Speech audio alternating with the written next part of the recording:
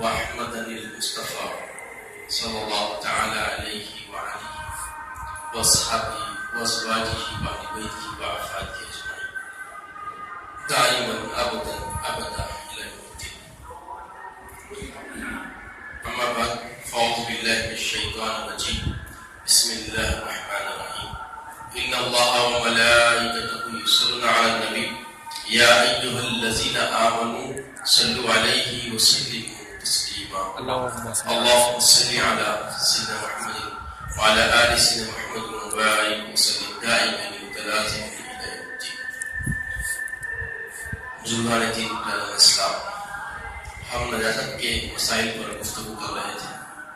نجاست کے اقسام بنیادی طور پر دو قسموں پر اس کو مشتمل کیا گیا: نجاست حکمی اور نجاست حقیقی. نجاست حکمی کی پھر دو قسم بتائی گئی: حدث اصغر، حدث اکبر. پھر نجاست حقیقی کی بھی دو قسم بتائی گئی: نجاست غلیظہ، نجاست خفیفہ. پھر نجاست حکمی کا کیا امر ہے، حقیقی کا کیا امر ہے اور غلیظہ کا کیا امر ہے بتاتے ہوئے ہم مختلف اس کے پہلوؤں پہ نظر آتے ہوئے نجاست غلیظہ کا حکم تفصیل سے بیان کر چکے ہیں. آج ہم نجاست خفیفہ سے گفتگو شروع کریں گے. نجاست خفیفہ کیا ہے؟ نجاست خفیفہ حلال جانوروں کا پیشاب اور گھوڑے کا پیشاب، حرام پرندوں کا پائخانہ. نجاست خفیفہ کا اب یہ حکم کیا ہے؟ یہ تین چیزیں ہیں: حلال جانوروں کا پیشاب اور گھوڑے کا پیشاب اور حرام پرندوں کا مٹی. اب بتایا گیا نجاست خفیفہ کا. نجاست خفیفہ اگر کپڑے یا جسم پر بقدر چوتھائی حصہ لگ جائے تو معاف ہے. چوتھائی پورے کپڑے یا جسم کو نہیں بلکہ اس حصے کی جس پر نجاست لگی ہو، مثلا آستین یا کلی کی، ہاتھ یا پاؤں کی.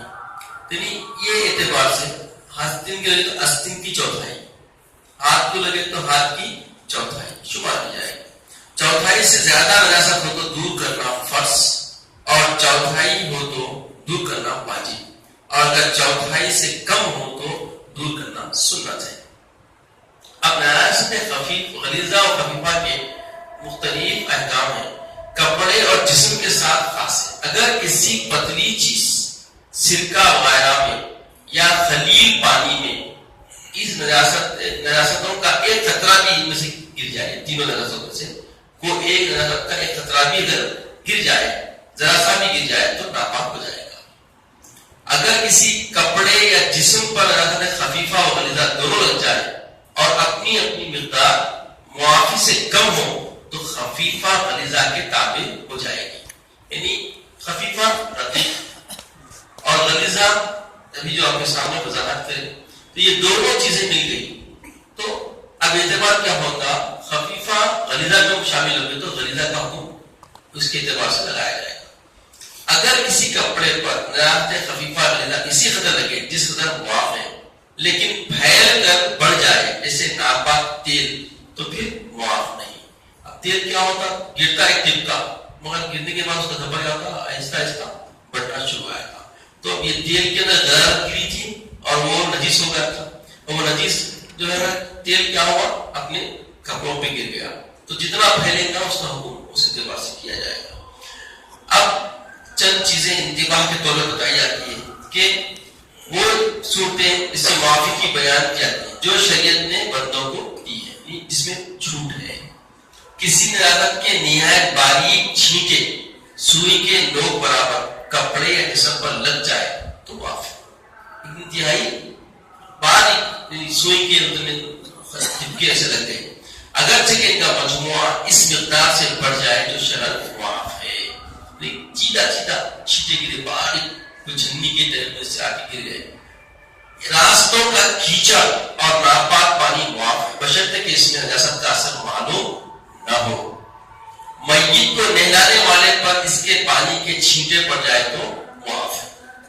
دودھ دھوتے وقت ایک دو مینگنی دودھ میں گر جائے تو معاف ہے بشرطے کہ گرتے ہی نکالتا ہی جائے. چولہے کی مینگنی آٹے میں پھنس جائے لیکن اس کا اثر آٹے میں نہ معلوم ہو تو معاف ہے. اسی طرح روٹی میں پک جائے اور گیلی نہ ہو ویسی سخت ہو تو معاف ہے. چوہے اور بلی کا پیشاب پانی کے برتنوں کے سوا معاف ہے.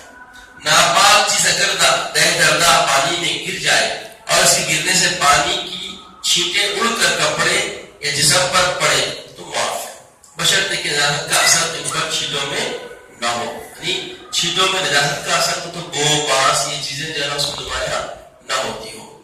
ناپاک زمین یا فرش اور کسی ناپاک چیز پر جو خشک ہو بھیگے بدن سے کوئی لیٹ جائے یا گیلا قدم رکھے یا تر کپڑا پھیلا دے یا کسی سے سو رہنے کی حالت میں پسینہ نکلے اور نکلنے تو اس تمام صورتوں میں اگر نجاست کا اثر معلوم نہ ہو تو معاف ہے.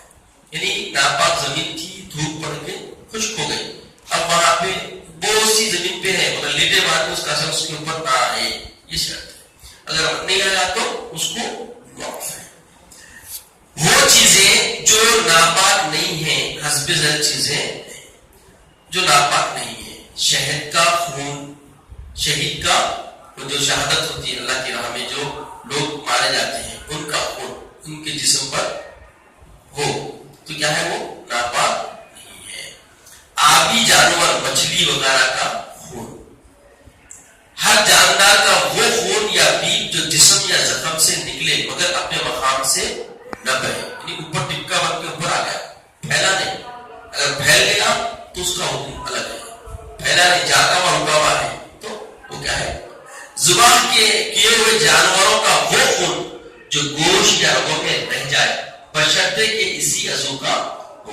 یعنی جس اگر کسی دوسرے عضو کا یا بہتا خون لگ جائے تو وہ کیا ہے ناپاک ہے. مثال کے طور پہ گوشت کاٹے رگوں رگا اندر سوکھ گئے رگوں میں خون ہے تو وہ خون کیا ہے پاک ہے.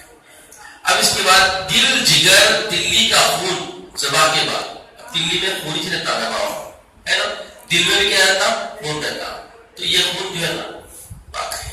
وہ جانور جن میں بہتا خون نہ ہو حلال ہو یا حرام زندہ ہو یا مردہ. آبی جانور زندہ ہو یا مردہ. مذبوح جانور کی کھال یعنی ذبح کیا ہوئے جانور کی کھال حلال ہو یا حرام اگرچہ دواغت نہ کی گئی ہو. موٹا جانور کی کھال دواغت کے بعد. سور کے سوا کل جانوروں کے بال پر پٹھے ہڈی کھر سینگ ناخن چونچ دانت خواہ مذبوح جانور کے ہو یا مردہ کے ہو یعنی ذبح کیا ہوا جانور ہو یا پریاس ہو بشرطے کہ جسم کی رطوبت یا چکنائی ان پر نہ پائی جائے. زندہ کتا اور ہاتھی سانپ کی کچلی پاک جانور چیزوں کا پھل وغیرہ کے اندر کے کیڑے. اب یہ جو کتا اور ہاتھی کا جو حکم بتایا گیا اس میں بتایا گیا کہ بقول یہ ایک صحیح نجس نہیں ہے یہ ایک شرط تھوڑی سی اس کے لیے مستثنا رکھ رہے ہیں. اور اس کے بعد بتایا گیا کہ ریشم کے کیڑوں کا پانی اور ان کی آنکھ اور پیٹ. گندا انڈا حلال پرندوں کا. گدھی کا دودھ.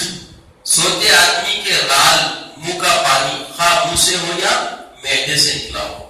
منہ بھر سے کم خے جن کا جھوٹا پاک ہے ان کا پسینہ. کھانے کی چیزیں گوشت حلوہ وغیرہ اگر سڑ جائے اور بو کرنے لگے اب لیکن ان کا کھانا درست نہیں اگرچہ یہ پاک ہے مگر کھانا درست نہیں سڑی گئی چیزیں. وہ بخارات وہ نجاستوں سے اٹھی ہوئی نجاستوں کا دھواں جبکہ نجاست جلائی جانے سے پیدا ہو جائے.